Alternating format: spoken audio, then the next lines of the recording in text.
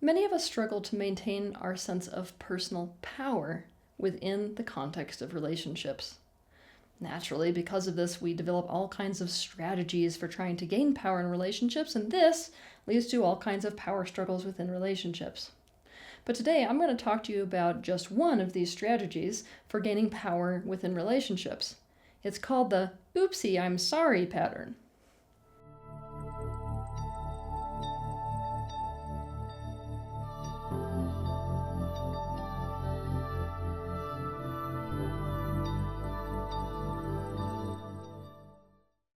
So that you can understand this pattern, I'm going to start by walking you through an example. Chase's parents divorced when he was really young, and it was a nasty divorce. What his mother did in that divorce was decide to hit his father where it hurt by fighting for total custody over the children. She won, and overnight Chase found himself living with and only at the mercy of a very high-powered mother who was incredibly narcissistic, who was a corporate businesswoman, and who had no interest in raising children. Chase learned that his needs and wants did not matter. The only way to stay safe in his childhood was to comply to whatever his mother wanted. He became highly enmeshed as a result.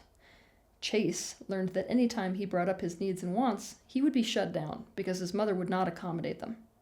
As a result, his only way of getting power in his life and in his relationship with her was to simply do exactly what he wanted, and either apologize profusely later or act like it was a mistake. He did this so often that Chase's mother began to see him as a bit of a screw-up. She was disappointed in him all the time. But even though it hurt, Chase kept up this strategy because when his mother saw him as a screw-up, she failed to see that he was simply doing things without her consent.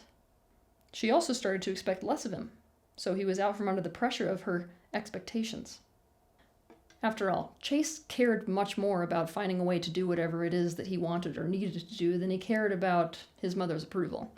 After all, she was gone on business trips all the time anyway. Today, however, Chase has kept up this rebellious strategy for gaining power within relationships, and it's not serving him very well. It's making it so that no one in his life can take him seriously. No one in his life can rely upon him to caretake their best interests as opposed to just acting in his own. When he apologizes for doing things, he gaslights everyone into thinking he didn't mean to and that it was just a mistake. He also asks for forgiveness only to do whatever he apologized for again the next day. So people are wondering if he is stupid, despite the fact that Chase often demonstrates very clear intelligence. Deep down, the people around Chase feel manipulated by him because they are being manipulated by him. And at the end of the day, Chase is the one that's going to lose as a result of the strategy, because not only is he going to sabotage his own personal success, he's going to sabotage every relationship in his life. Have you ever heard the words, ask for forgiveness instead of for permission? This passive-aggressive power play is immortalized in those words. This power play is when someone does exactly what they want to do regardless of the negative impact on others, and plays it off once they're confronted on it by apologizing or making the other party think it was an unintended mistake, an oopsie.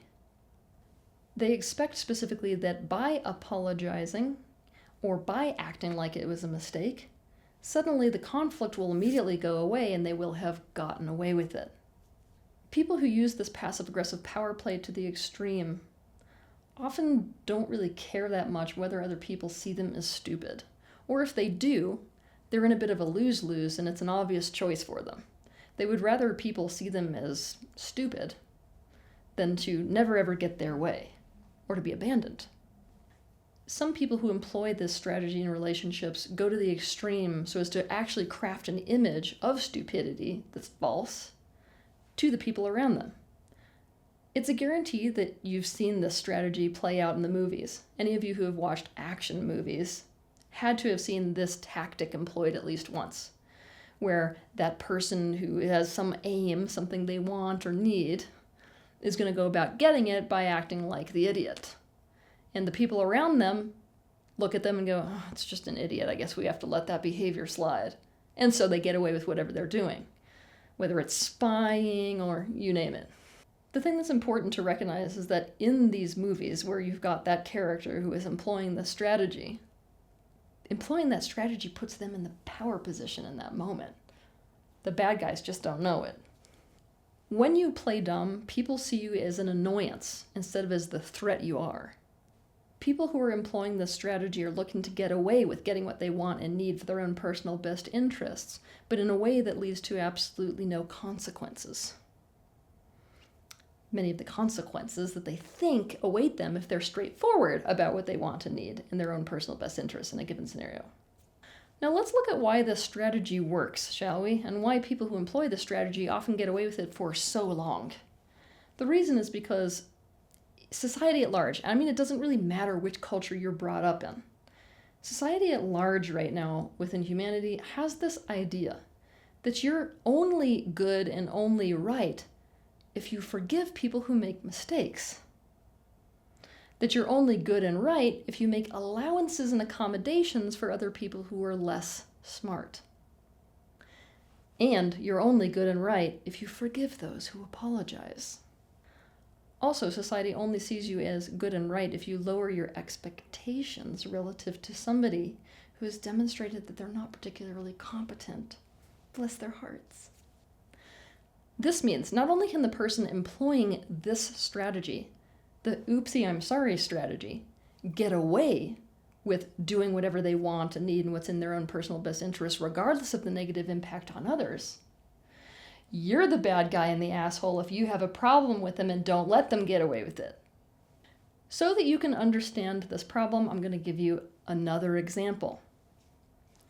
Brittany likes to shop. A lot. She feels that it should be a husband's duty to provide for his wife, and to provide well. She hates that her husband Jason controls how much money she can spend on their household credit card.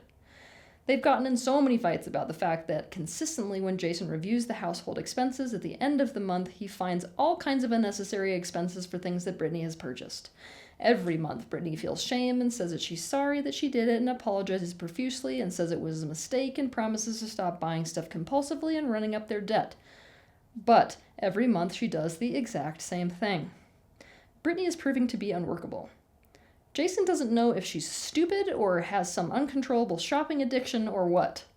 Really, Brittany wants to shop and expects Jason to enable her to do that. But she doesn't want to get into a direct conflict about it. She feels she will lose that fight and not be able to shop. So she just continues to shop and continues to get away with it by continuing to apologize or say it was a mistake later. The oopsie I'm sorry power play is a very deceptive and gaslighting pattern. And people who employ this strategy will often get away with it at first. But if anyone in their life identifies this as a pattern, they're in for big trouble. If you're one of these people who employs this oopsie I'm sorry tactic as a way of getting what you want and need, you're in big trouble because people will see you as incompetent and as an idiot. When people see you as incompetent and as stupid, they lose respect for you. Also, people will never be able to trust you with their best interests because you will have again and again demonstrated that regardless of whether or not they directly express what their best interests are, you will act to the opposite of them.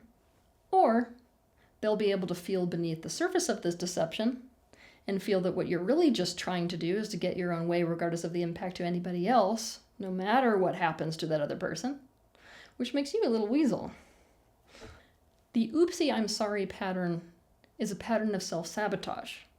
But hold the phone, there is no such thing as self-sabotage.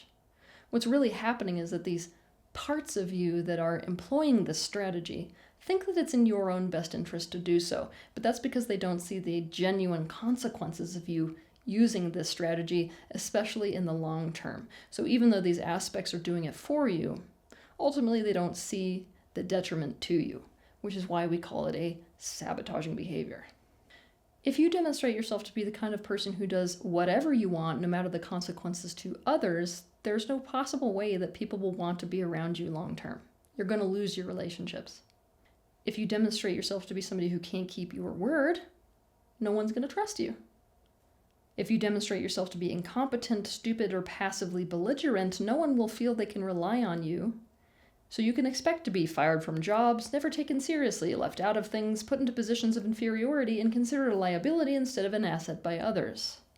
If you are somebody who is employing this strategy, it's important to see the price of getting away with employing this passive-aggressive strategy for getting what you want and need and what's in your own personal best interests. It's critical to see how important it is to go directly for your best interests, to go for what you want and need in a direct, upfront, straightforward, and honest way. So as to put it on the table, so as to finding a meeting of minds with other people before you decide to take whatever action. Many people who exhibit this particular power play in relationships, this strategy for gaining power in relationships, are people who exhibit a codependent style of relationship. This means they struggled with a great deal of enmeshment in their childhoods. In their lives, they learned that there is no point to being direct and honest and upfront about a person's wants and needs because there's no room for them. In other words, a lot of these people who employ this strategy already are coming into the relationships with this expectation that there is no room for a meeting of minds, even if there is. Instead, they think it's an automatic zero-sum game. If they bring up their wants and needs, they think they'll either lose the relationship or the answer will be no.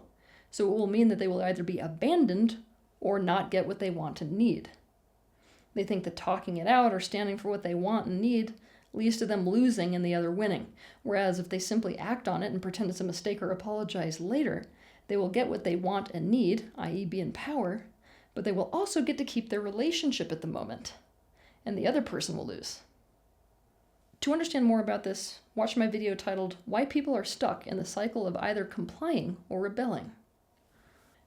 Because this strategy originates from interpersonal trauma, which most people experienced in their childhood, and that original trauma needs to be resolved in some way, I have a process that I've created specifically for this, and it's important for people who are exhibiting this pattern to do. It is called the completion process. You can find out how to do this process by buying the book that is quite literally titled The Completion Process. Alternatively, you can go to completionprocess.com and select a practitioner to lead you through it. If you struggle with this pattern, it's important to know that a relationship is only a good relationship if the other person in the relationship actually wants your best interests, actually wants you to get what you want and need.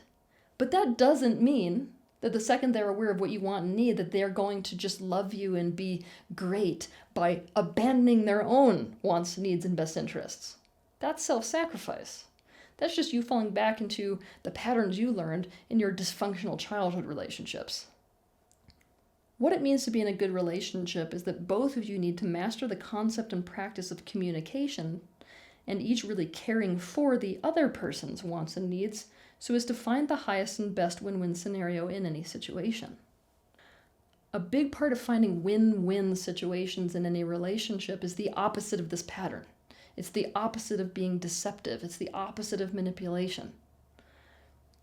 It's about being very, very, very honest with yourself and with the other person in the relationship. What being honest in this way does for you is that it highlights those points in any relationship or in any situation of compatibility and incompatibility. Now, with the reality of what is genuinely compatible and what is genuinely incompatible, you can try to find an arrangement in the situation or an arrangement in the relationship that is a win-win for you both. And doing so makes you an ally to each other's best interests instead of an enemy to each other's best interests. That's true power. Have a good week.